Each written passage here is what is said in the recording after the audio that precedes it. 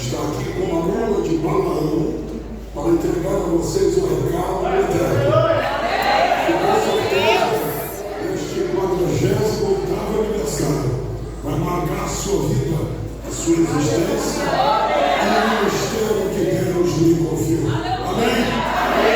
Quem tem Bíblia, abra sua Bíblia comigo. Há dois textos que vamos fazer lição. O primeiro é Levítico, capítulo 6. Levítico, capítulo 6.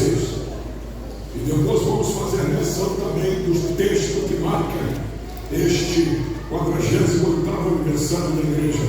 É saber Lucas, capítulo 2, dos versículos que se seguem. Levítico, capítulo 6. Santo, o som está bonito.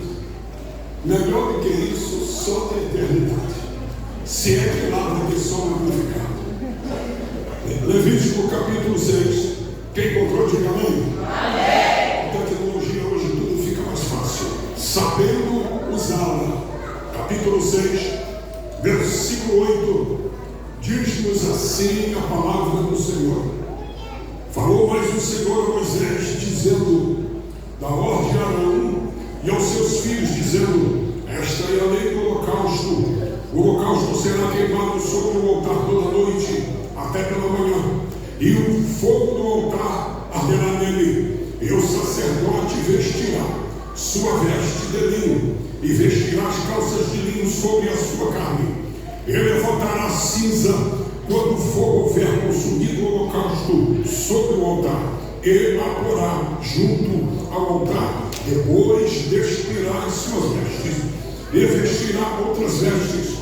Ele levará a cinza fora do arraial para um lugar limpo. O fogo, pois, sobre o altar arderá nele, não se apagará, mas o sacerdote acenderá lenha nele cada manhã, e sobre ele porá em ordem o holocausto, e sobre ele queimará a gordura das ofertas pacíficas. O fogo arderá continuamente sobre o altar, não se apagará. Atos dos Apóstolos, capítulo 2. Leia comigo. Atos dos Apóstolos, capítulo 2. Vamos fazer a leitura. Versículo 39. Para fazer o texto. Atos dos Apóstolos, capítulo 2, versículo 39.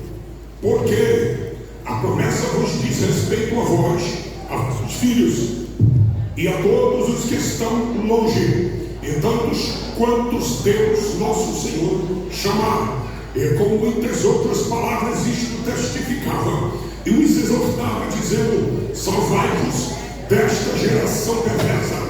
De sorte que foram batizados os que de bom grado receberam a sua palavra. E naquele dia agregaram-se quase 3.000 almas, e perseveravam na doutrina dos apóstolos, e na comunhão, e no partir do pão, e nas orações. Em cada alma havia temor, e muitas maravilhas e sinais se faziam pelos apóstolos. Todos os que criam estavam juntos e tinham tudo em comum. Diga amém. Todos de forma uníssona. Leiamos os versículos 43 e 44. Todos a nossa voz. 1, 2 e 3. Em cada alma havia temor, e muitas maravilhas e sinais se faziam pelos apóstolos. Todos os que criam estavam juntos e tinham tudo em comum. Diga amém. Amém. Quem não pode jogar para cima? Quem pode fazer isso? Levante a mão aí também. Aleluia. Quem tem saúde nos membros superiores, levante a mão aí. Pastor, eu estou como o Cid. A cura chega agora. Aleluia. Oremos agora pedindo, Deus do céu, que a fábrica conosco aqui, Pai eterno, te adoramos. É o 48º aniversário desta obra. Senhor, o teu povo está alegre, o teu povo está glorificando o teu nome. O teu povo só veio porque te ama, só veio porque crê em ti, só veio porque crê na tua palavra. Estamos aqui crendo que esta noite é mais uma noite que tu marcou para falar conosco aqui. Revela-nos o teu querer e a tua vontade através da tua palavra. E eu, como teu servo, quero te pedir, domina os 4 cantos deste ambiente e não nos deixe estar alheios a tudo quanto tu tens a tratar conosco aqui. Domina a mente das pessoas amigas que vieram a convite e estão aqui em nosso meio, adorando ao Senhor conosco também. Senhor, fala conosco que precisamos ouvir da tua voz. Revela-nos o teu querer para esta noite. Fala conosco. Em nome de Jesus. Em nome de Jesus. Diga amém. Aleluia. Aleluia. Aleluia. Se aceite aí, fique bem à vontade, assim como eu estou aqui. Queridos, o meu coração se alegra em lembrar-me das vezes, e por que não dizer, das 2 vezes que aqui estive, e sendo a sua última vez, pregamos aqui em uma manhã, onde a igreja, eu não consigo nem identificar a igreja como era na época, porque eu estou vendo aqui agora. Geograficamente falando, eu não sei nem situar onde ela era, não tenho mais essa configuração na minha mente. Mas o que mais nos interessa é saber que a obra aqui não parou, mesmo diante das circunstâncias. E eu quero nos dizer que o nosso Deus nunca foi, não é e nunca será apanhado de surpresa por nada. De antemão, ele já sabia de tudo isso. Ele já conhecia esta realidade de hoje, porque hoje temos obreiros aqui que naquela época em que eu aqui ministrei não estavam aqui, como que deu testemunho ao servo do Senhor ali ainda há pouco. E há muitos adoradores que estão nesta casa que vieram depois daquele tempo. Logo, eu quero que vocês entendam que o nosso Deus, por ser conhecedor do dia seguinte, ele faz coisas que por muitas das vezes até queremos entender, porém Deus nunca respondeu, não responde e nunca responderá o porquê acerca de alguma coisa para alguém. Deus nunca responde o porquê, mas Deus sempre revela o porquê. Olha para que foi tudo isso. Olha porque tudo isso aconteceu. É para que hoje o nome dele fosse glorificado neste tempo, e que a igreja pudesse estar adorando o Senhor no seu 48º aniversário. Então guarde isto: o Senhor nunca perdeu, não perde e nunca perderá o controle de todas as coisas. Vira para quem está do seu lado e pergunta: está pronto para receber a palavra? Pergunte a ele. Pronto? Dá uma catucada assim, catuquezinho, acorda, acorda, irmã, o culto ainda não acabou, acorda, santo, fica ligado aí, para ouvir o que Deus tem para falar conosco. Eu acabei de ler, olhe para mim aqui, não deixe que nada te impeça de ouvir a voz de Deus através da palavra. Olha para mim aqui, eu acabei de ler 2 textos bíblicos bastante conhecidos. O primeiro texto que li é no livro das liturgias bíblicas, a saber, o livro de Levítico. Este livro é considerado e codenominado como o livro das liturgias. É neste livro aqui que o sacerdote aprende a ser sacerdote. É neste livro aqui que o levita aprende a ser levita. É neste livro aqui que que o Senhor dá as diretrizes de que forma e a conformidade dos nossos atos, para que a nossa adoração e o nosso sacrifício chegue diante dele com um cheiro suave e agradável. Capítulo 6. Ele é muito conhecido, mas ele é mais pautado no versículo 13, quando todos conhecem, quando diz: e o fogo arderá continuamente sobre o altar, não se apagará. Aqui é a palavra está citando a liturgia, a responsabilidade que o sacerdote tinha em manter a chama do altar acesa. Por que é que o Senhor leu este texto, pastor? Antes de ler o texto que está marcando o 48º aniversário da igreja, é porque eu entendo que este texto tem tudo a ver com o texto que marca este 48º aniversário, porque em Atos dos Apóstolos, capítulo 2, a partir dos versículos que se seguem ali, nós encontramos algumas verdades que manteve a igreja viva, ativa, dinâmica, ousada, mesmo diante de perseguições, mesmo diante de orações, mesmo diante de ataques daqueles dias. Guarde isso, Atos dos Apóstolos. Nós entendemos que logo depois do Pentecoste, a Bíblia diz, esta pregação aqui, quem estava ministrando era Pedro. Depois de ser cheio do Espírito Santo, ele dissecou, falando acerca da história, acerca do que Jesus fez e acerca de tudo quanto o Senhor tinha como prioridade fazer a partir daquele dia. E nesse discurso de Pedro, ele foi usado com tanta ousadia, com tanta intrepidez, que a Bíblia diz que 3.000 almas converteram-se naquele culto. Ei, olha para mim aqui, escute isso: 3.000, não eram 300, não foram 30, não foram 3, foram 3.000 almas convertidas em um só culto.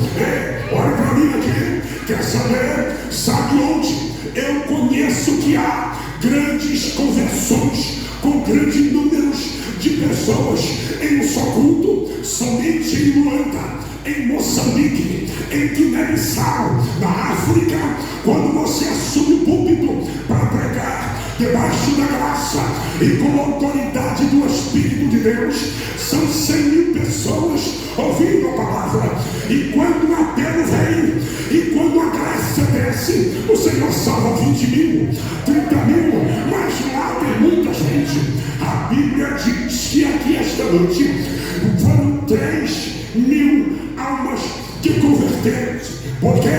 Porque Pedro estava cheio do Espírito Santo, tinha passado por uma experiência do Pentecoste, a saber que quando Jesus foi assunto ao céu, 2 varões apresentaram-se diante dos discípulos e disseram assim: varões galileus, porque estáis olhando para as alturas? Este Jesus que dentre vós foi assunto ao céu, assim virá do modo como viste subir. E a Bíblia diz que Jesus subiu, mas antes de subir, ele disse: eu não vos deixarei órfãos, eu enviarei um outro, que no grego significa alos, que no original significa da mesma essência, o que significa que Jesus foi, mas não nos deixou sozinho, nos deixou o Espírito Santo. Ele é a mola motriz, ele é a ferramenta do céu, para que tenhamos e usemos de autoridade, para que em nome de Jesus façamos acontecer os sinais, milagres e prodígios que são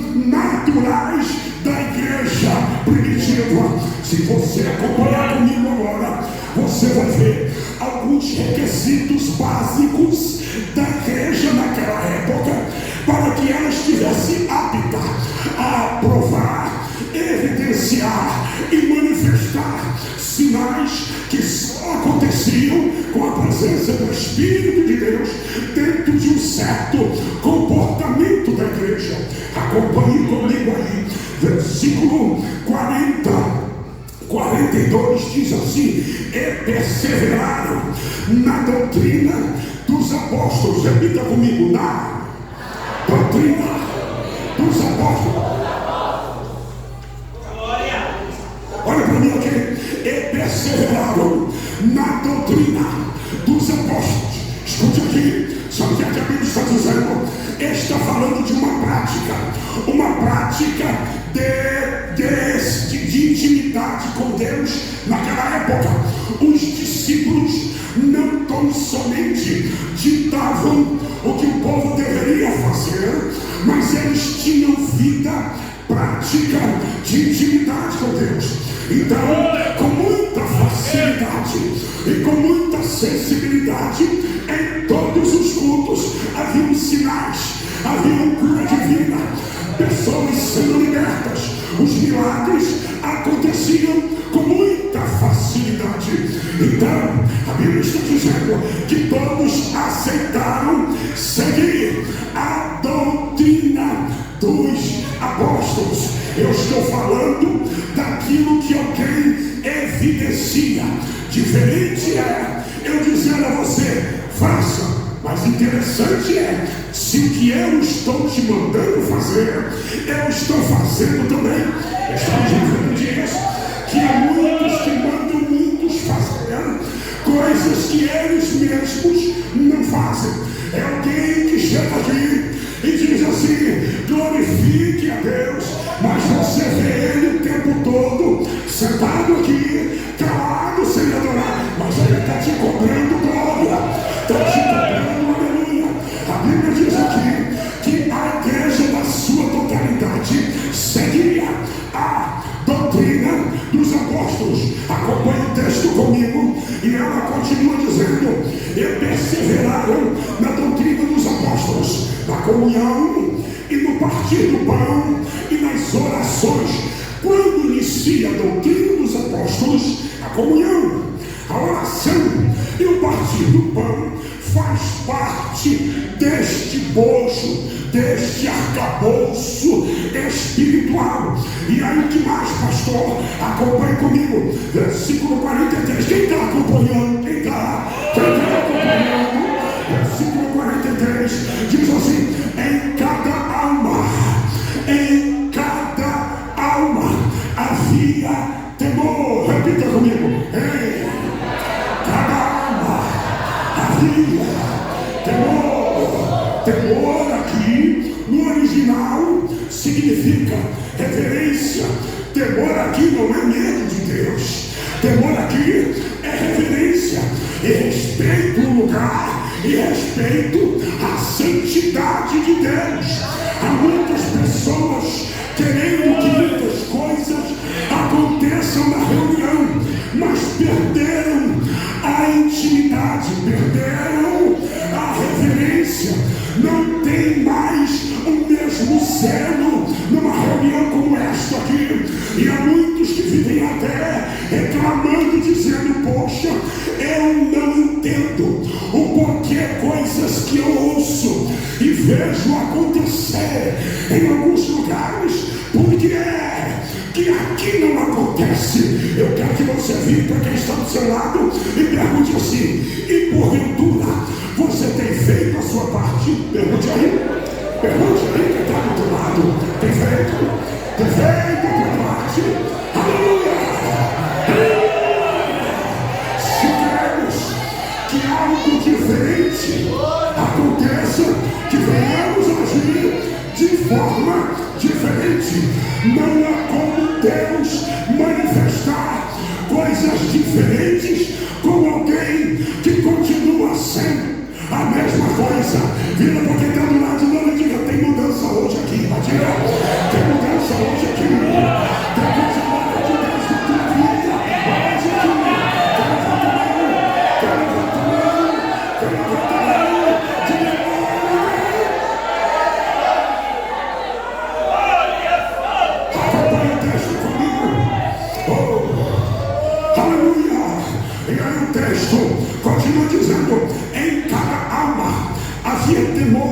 e muitas maravilhas e sinais se faziam pelos apóstolos. Pronto, escute isso.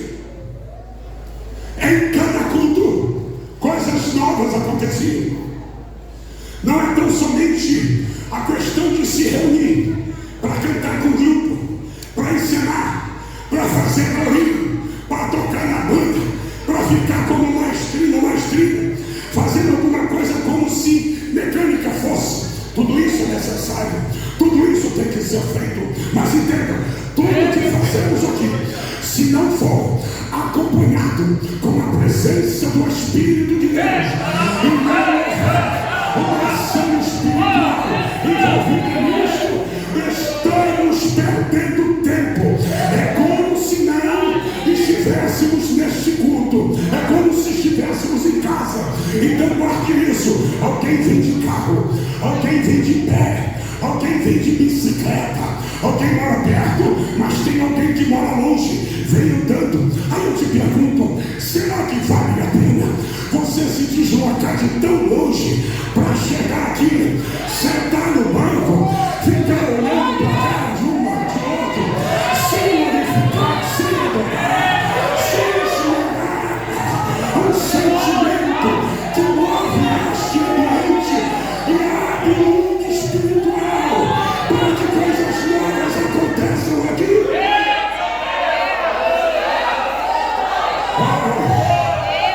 Aleluia! Todos nós sabemos destas verdades. Eu tenho pregado estes últimos dias. Eu até já queria estar jubilado, eu até já queria ter encostado, mas Deus nos permite ainda continuar falando do seu amor. E como eu sou pregador velho, eu entendo que pregando há 20, 28, 27 anos passados, eu tenho visto como vi com os meus olhos em toda a pregação. Nós vimos muitas conversões, vimos pessoas sendo curadas, batismo do Espírito Santo era muito natural. Não tinha um culto em que eu pregasse que o Senhor não batizasse com o Espírito Santo. Aí você me pergunta, pastor, isso acabou? Acabou para você. Para mim continua. Ele continua agindo, fazendo. Agora, só recebe quem quer. Só recebe quem quer. Só recebe quem está seguindo a doutrina dos apóstolos. Só recebe quem de Deus quer algo novo em cada reunião. Levante a mão, abre a boca e magnifique. Aleluia, aleluia. Versículo 44 diz assim: todos os que criam estavam juntos e tinham tudo em comum. Repita comigo: todos os que criam estavam juntos e tinham tudo em comum. Note como o texto diz: e todos os que criam estavam, escute, todos os que criam estavam juntos. A palavra juntos ali no original do Novo Testamento não significa lado a lado, significa direção. A palavra juntos ali no grego significa direção. Vou reformular o texto: e todos que criam, e eu na mesma direção. Vira para quem está do seu lado e pergunta assim: tu está indo para onde? Pergunta. Oh, aleluia. Oh, aleluia.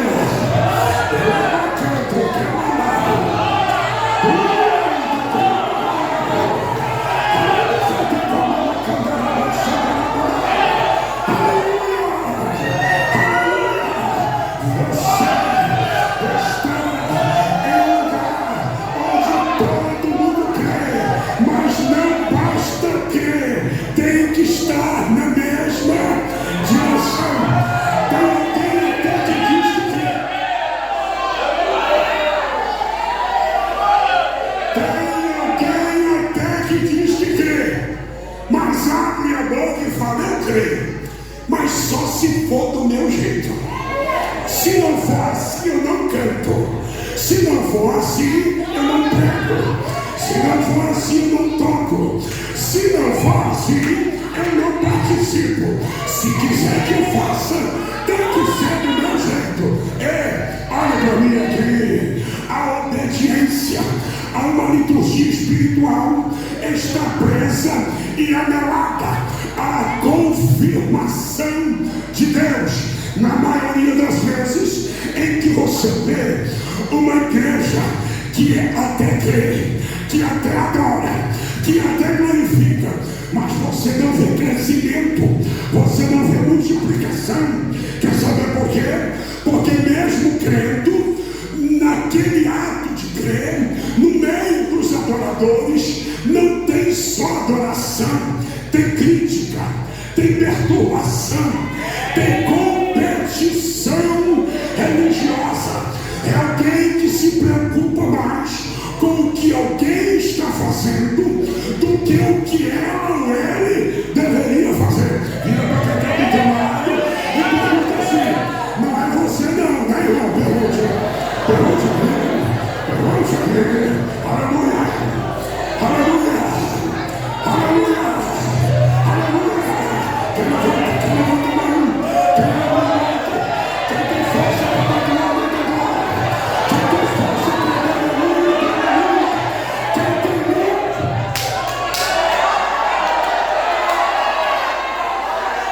quem tem línguas estranhas, manda língua estranha para a eternidade.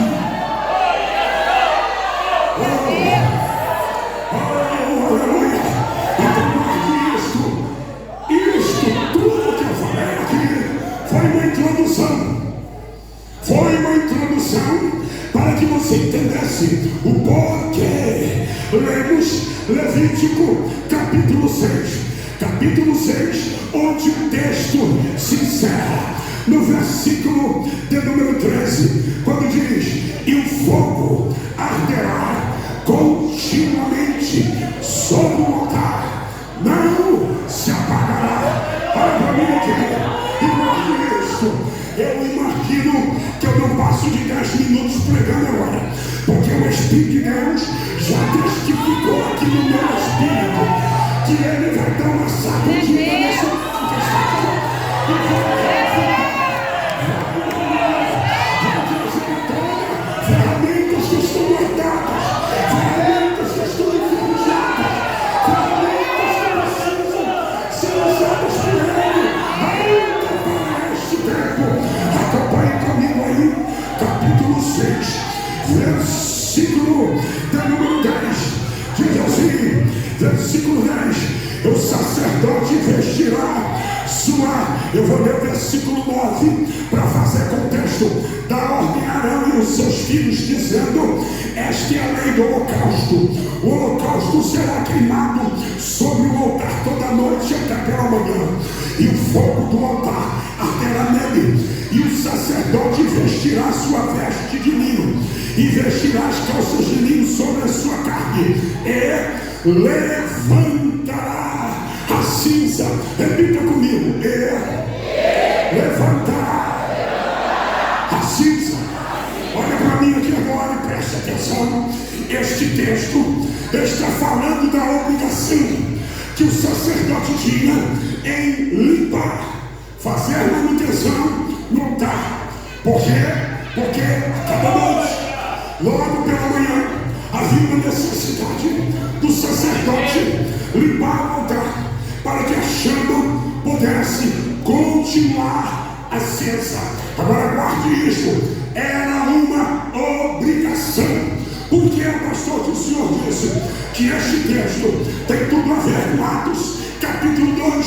Porque capítulo 2 de Atos, depois do Pentecoste, você vê a igreja viva, ativa, atuante, ousada, corajosa, cheia de vida no Espírito de Deus.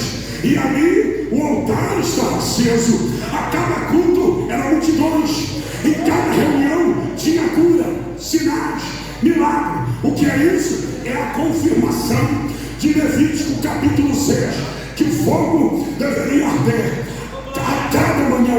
Como eu li no texto, Então guarde aqui, a obrigação do sacerdote é manter a chama do altar acesa. Antes que eu continue, vire para quem está do seu lado e pergunta: como é que está o teu altar? Pergunte aí, vira para o lado, pergunta. Você ainda tem altar? Você ainda tem altar? Porque tem gente que no lugar do altar construiu outra coisa. Tem gente que no meio da caminhada falou assim: quer saber? Esse negócio de altar não me interessa mais. Você já até usou ele, você já até levou sacrifício nele, mas quem sabe muita coisa aconteceu no meio do caminho e você mudou de postura, mudou de conduta, mudou o relacionamento.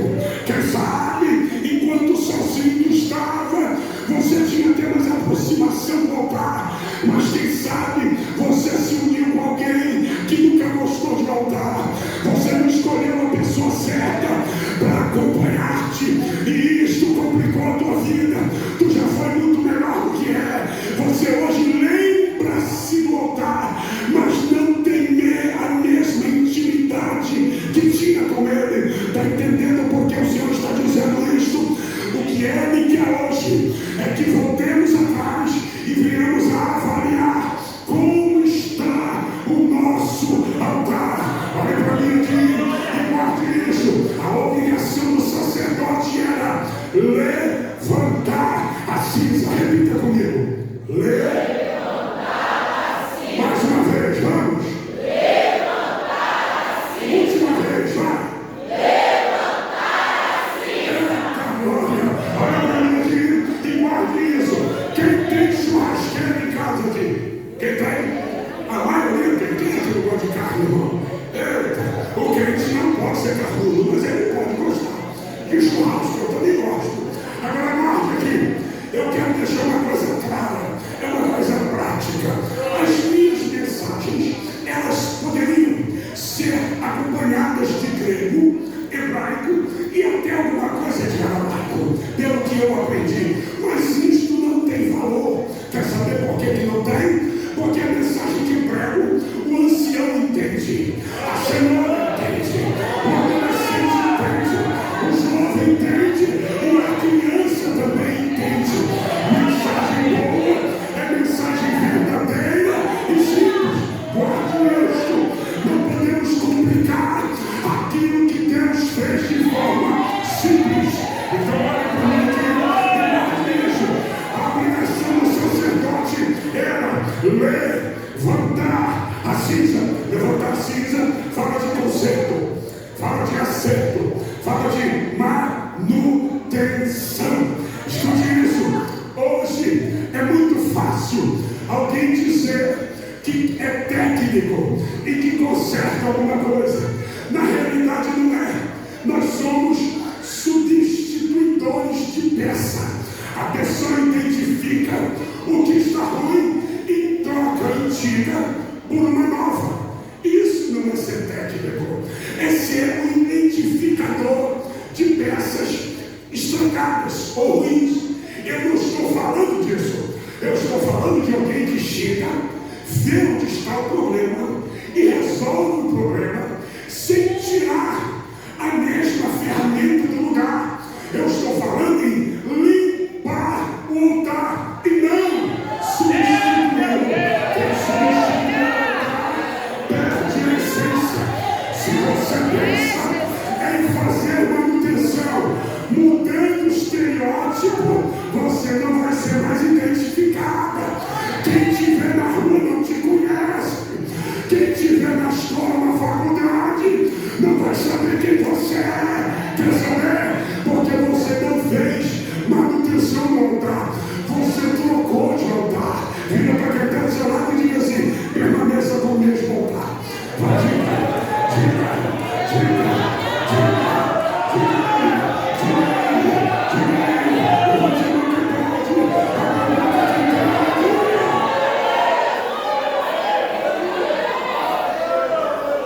levantar a cinza. Você sabe muito bem, assim como eu. Se amanhã Deus tocar no teu coração e quando esse culto acabar, você me cercar ali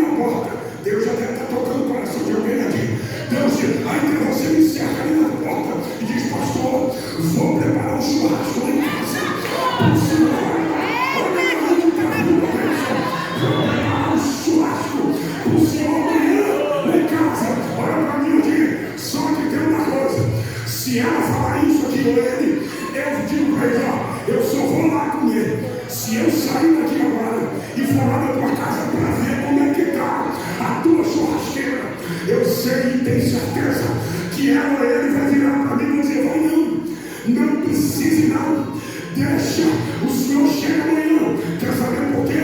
Porque com certeza a churrasqueira dele e dela ainda está com o carvão do churrasco passado. Ela deixou o churrasco lá, amarrou e deixou a brasa para cá sozinha. A grade está suja, está cheia de gordura misturada com cinza. E quando chegar amanhã de manhã, ela vai ter que abrir limpa, bota brilhando, porque o pregador vai vir aqui. É disso que eu estou falando. Eu estou falando do lugar que precisa ser limpo. Não é remover o lugar, é limpar ele. É preparar ele para uma nova chama. É preparar ele para um novo Deus.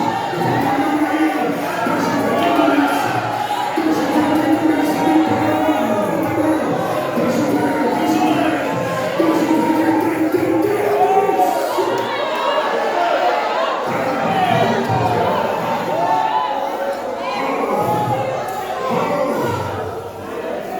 Levantar a cinza significa tirar aquilo, tudo que te impede. Tudo que te impede de ser melhor do que você é. Tirar aquilo que te impede de ter uma ligação mais próxima com o Eterno. Tirar tudo aquilo que te impede de Deus te usar com a mesma força, com a mesma ousadia e com a mesma autoridade que Ele te usava. Tu te lembra como Ele te usava? Tu te lembra como Ele te usava? Quais são as desculpas que nós temos hoje? O que é que você vai dizer? De lá para cá, eu me casei e muita coisa aconteceu. Pedi a Deus direção para se casar com a pessoa certa. De lá para cá eu não tenho uma empresa. E foi tantas as lutas que eu fiquei tão preso nela que abri mão das coisas que tinha. De lá para cá eu depositei tanta confiança em alguém, essa pessoa me traiu, eu fiquei magoado e machucado. Não me desviei não, mas abri mão dessa intimidade que eu tinha com o Senhor. Olha para mim aqui. Eu estou falando de levantar a cinza. Levantar a cinza significa colocar um altar de ordem novamente. Colocar o altar em condições para que o Senhor faça o que Ele, muito mais do que o que Ele já fez. Você consegue se lembrar como tu era. Tu te lembras como tu era. Tu te lembra? Com que facilidade as lágrimas rolavam nos seus olhos. Uma reunião como esta aqui não precisava de cantor de nome e nem pregador de renome para deixar uma escultura. Bastava falar o nome dele e você sentia a presença dele. Então, para que os sinais se manifestem e para que a multiplicação desta casa se torne uma realidade, é necessário levantar a cinza do altar. Porque Deus não vai trazer de fora ninguém para ser usado aqui. Deus vai usar a prata da casa. Deus vai usar a prata da casa. Quem levanta a mão e dá glória? Quem levanta a mão e adora o Senhor? Agora escute, acompanhe e diz assim: Ele levantará a cinza quando o fogo houver consumido o holocausto sobre o altar. É adorar junto ao altar. Olha aqui, primeira ordem: levantar a cinza. Segunda, colocar a cinza ao lado do altar. Primeiro, detectar onde está a sujeira.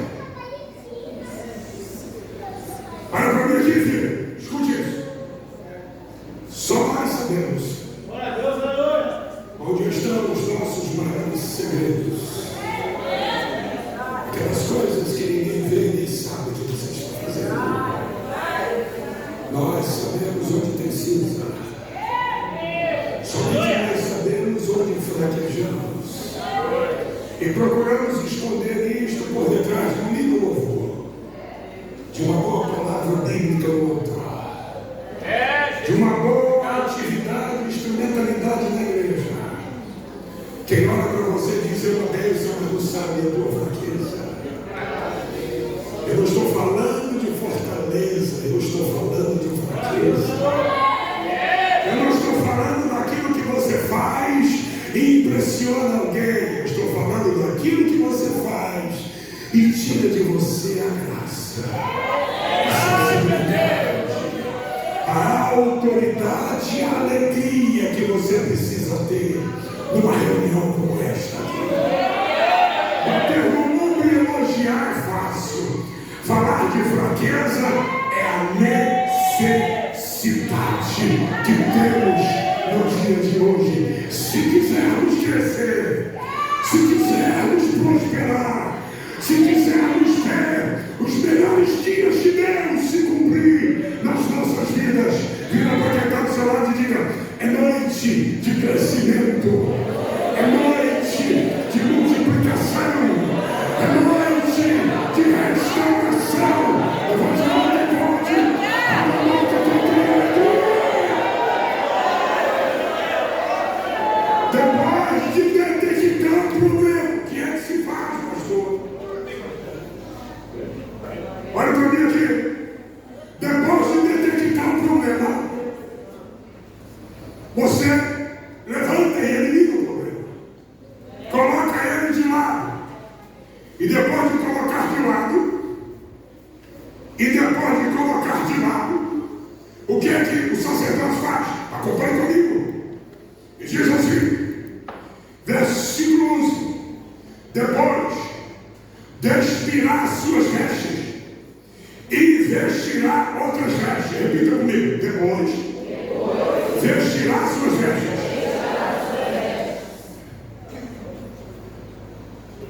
Vamos ler de novo que eu li errado. Depois despirá suas vestes e vestirá outras vestes.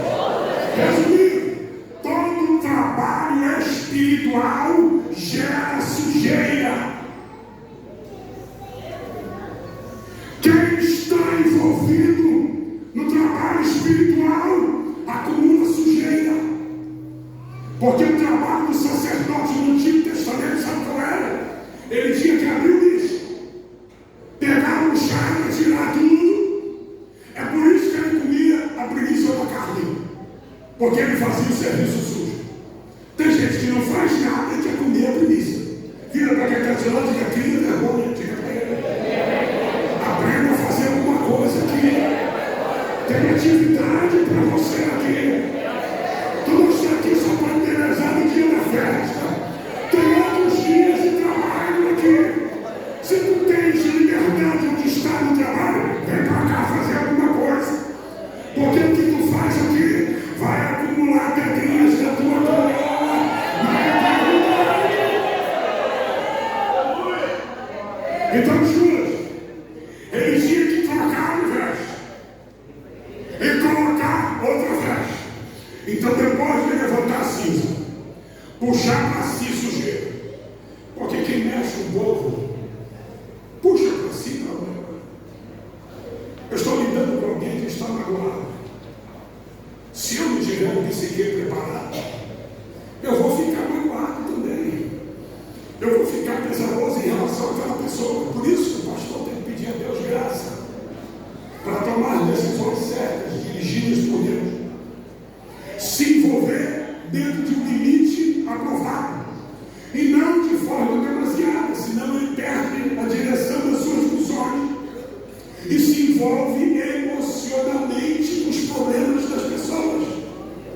Nós precisamos se envolver, saber o que está acontecendo, procurar na prática pedir ajuda da igreja para que ajude a pessoa que está precisando. Mas temos que saber até onde podemos fazer isso, para que não nos envolvamos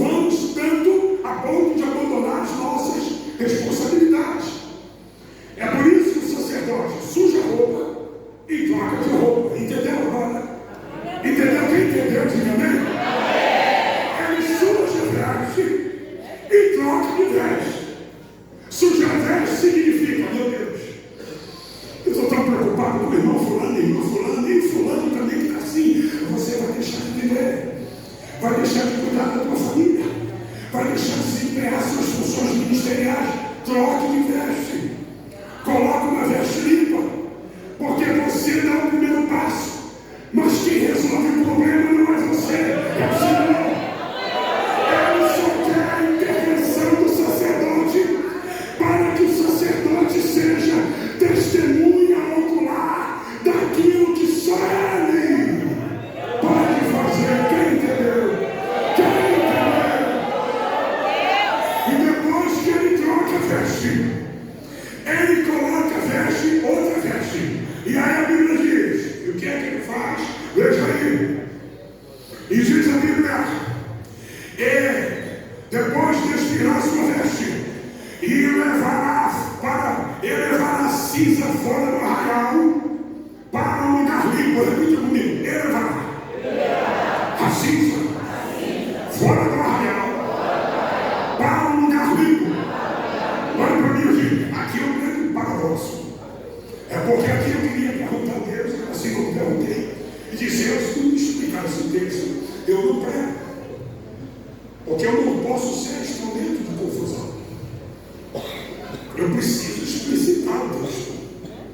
E o povo aqui é bom, que é igual à igreja de Bereia. Atos capítulo 17, versículo 11. E a Bíblia diz que todos os dias eles consultavam as Escrituras para saber se tudo o que eles diziam, que Paulo dizia, era verdadeiramente assim. Igreja boa, é isso aqui, diga glória. Então escute, presta atenção. A Bíblia diz que ele levantou a cinza, trocou de veste, e agora ele pega a cinza e leva para um lugar limpo. Eu perguntei ao Senhor, que tipo de lugar é esse? Lugar limpo no deserto? Não existe. O deserto é tudo uma coisa só. Aquela areia branca ou aquele barro vermelho. O deserto do Oriente é tudo vermelho, aquele chão árido, pedras, rochas. Olha para cá. Então o sacerdote pegava a cinza, e a Bíblia diz que ele saía cedo. Olha para mim, olha para cá. Ele fazia aquela manutenção cedo no altar. Sacerdote limpa o altar cedo. Vira para quem está do seu lado e pergunta: que hora você tem acordado todo dia?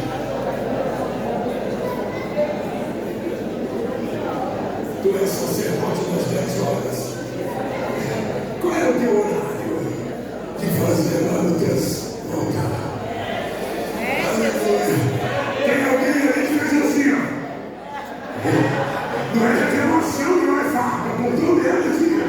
Olha para mim aqui. O sacerdote acorda cedo, faz a limpeza do altar. E segundo o historiador sábio Joséfo, ele disse que naquela época as cabanas estavam todas ali. As criancinhas acordavam cedo, saíam da cabana e ficavam brincando do lado de fora. Crianças com 5, 6, 7, 8, 9, 10 anos de idade. Até os 10 anos de idade ficavam brincando. Os pais estão dormindo dentro da cabana e as crianças estão ali fora brincando. E as crianças viam o trabalho do sacerdote. O sacerdote está lá limpando o altar, enquanto o sacerdote vira para a cinza, vindo no meio, no caminho entre as cabanas, que ele vinha passando para tirar a sujeira e levar para fora do arraial. As crianças que estavam brincando, quando viam, levantavam, botavam a mão para cima e começaram a adorar o Senhor. Até as criancinhas sabiam do trabalho de manutenção do altar. Elas já cresciam sabendo disso. Olha para mim. E aí o sacerdote passava, e a Bíblia diz que ele colocava as cinzas em um lugar limpo. E eu descobri que este lugar limpo nada mais é do que um lugar onde sempre passava alguém caminhando. Poderia ser o caminho dos pecadores, porque no deserto é assim: se alguém passa em um lugar com muita frequência, forma uma trilha, e se constantemente continuar passando ali, o mato não cresce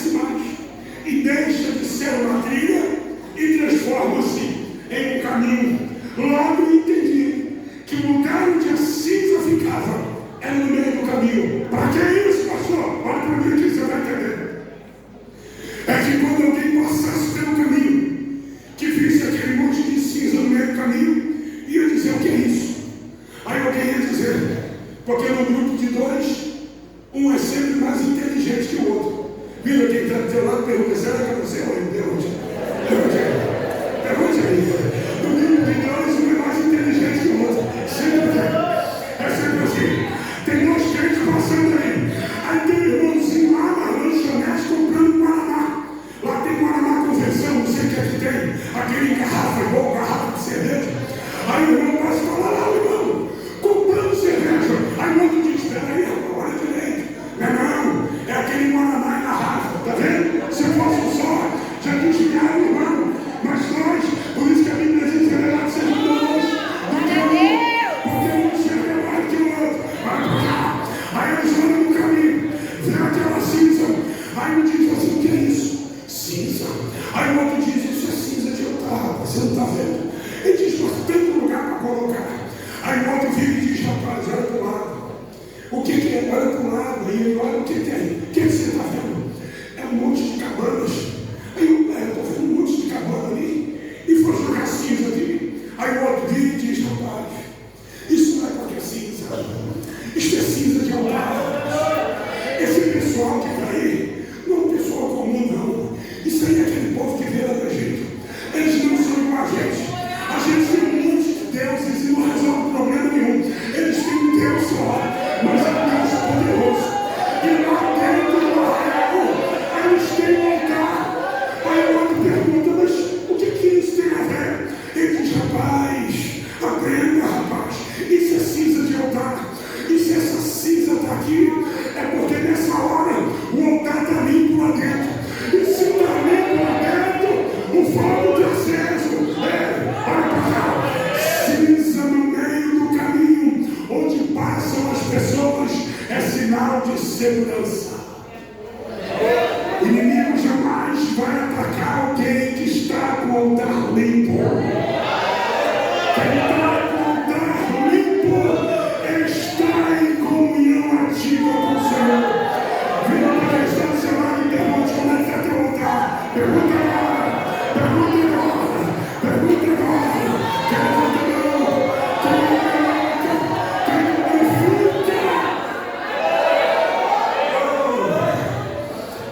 aleluia. Versículo 11 para terminar diz: depois de expirar suas vestes, vestirá outras vestes. Já li. E diz: para o lugar limpo. Versículo 12 diz assim: o fogo, pois, sobre o altar arderá nele, não se apagará, mas o sacerdote acenderá lenha nele cada manhã. Repita comigo: lenha nele cada manhã. Olha para mim aqui. O que o texto está dizendo aqui é que a cada manhã, depois de limpar o altar, depois de levar a cinza para fora do arraial, para garantir a sua segurança espiritual, ele volta, pega a lenha e coloca em ordem o altar. Lenha aqui fala de combustível, fala de alimento para o fogo. Lenha aqui fala de constância, fala de perseverança. Lenha fala de alguém que tinha ou tem todos os motivos para parar, mas insiste em continuar. Lenha fala de alguém que já deveria ou até poderia ter desistido há muito tempo, mas insistiu em esperar o cumprimento do que Deus falou que iria fazer. Consegue entender o que é lenha? Lenha é constância, lenha é perseverança. Eu tenho alguém hoje aqui que abre a boca e diz: pastor, pelo amor de Deus, o Senhor agora está revelando uma resposta que eu queria ter tido há muito tempo atrás, mas Deus não me falou. Eu vivi um momento na minha vida em que eu passei sérias dificuldades e eu tive todos os motivos do mundo para desistir de caminhar e abandonar o que Deus tinha colocado em minhas mãos. Mas mesmo assim, eu arranquei força na fraqueza e continuei, mesmo com lágrimas, mesmo com dificuldades. E hoje eu estou vivendo em dias que eu lá atrás não imaginava viver. E hoje a minha estrutura pessoal mudou. O Senhor, através disso,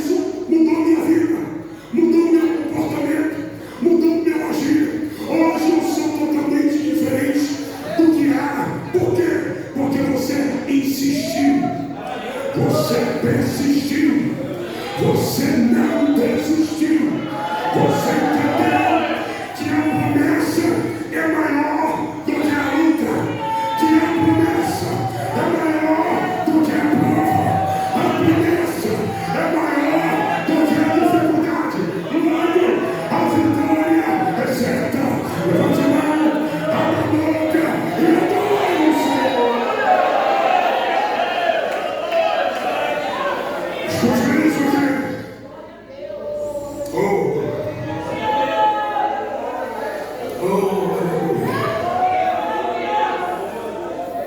Essa igreja só tem um lugar para crescer. Pelo que eu estou vendo, ela só pode crescer para lá. Só pode crescer para esse lado. Eu não sei aqui atrás se é terreno da igreja. Mas o Senhor me mostrava uma grande multidão entrando por essas portas. Escute isso. Isso aqui não vai mexer com a pregação. Isso aqui ainda vai mexer com o teu ego. Eu não sou menino. Eu já passei de 60. Eu e a menina. Olha para mim aqui, escute isso. Isso aqui é o que o Espírito de Deus está falando no meu coração. E está me dando autoridade para dizer para você. Todo mundo quer a casa cheia.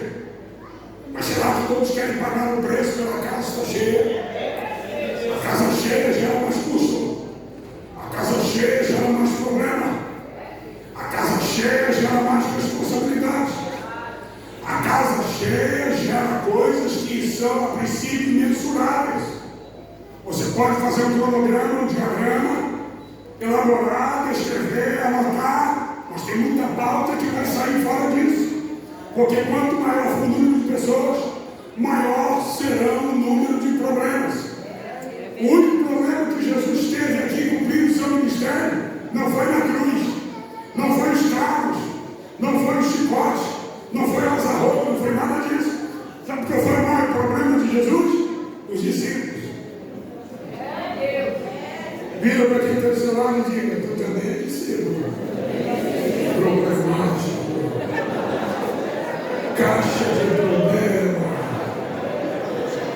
Quem vê você sorrindo não sabe a caixa de problema que é aí. Mas a Bíblia diz que Jesus não chamou ninguém sarado. Ele nos chamou com problemas e defeitos. Pastor não resolve problema de ninguém. Ele só identifica o problema. Ele só levanta a cinza. Ele só remove a cinza para longe e coloca lenha nova. Mas quem mantém a chama acesa é o Senhor. O que eu quero que você entenda hoje é que numa reunião como esta aqui, independente de ser o 48º aniversário da igreja, qualquer reunião da igreja, seja na sede, seja nas congregações, precisam ser reuniões diferentes a cada culto. Acabemos no nosso meio de espíritos de competição religiosa. Eu canto mais do que alguém, eu prego mais do que alguém, eu ensino mais do que alguém. Enquanto esse espírito estiver dominando alguns locais de reunião, o Senhor não terá a liberdade que ele precisa para operar sinais e milagres em nosso meio. A igreja primitiva tinha tudo em comum. Ela seguia a mesma direção. A gente tem problema até no campo espiritual.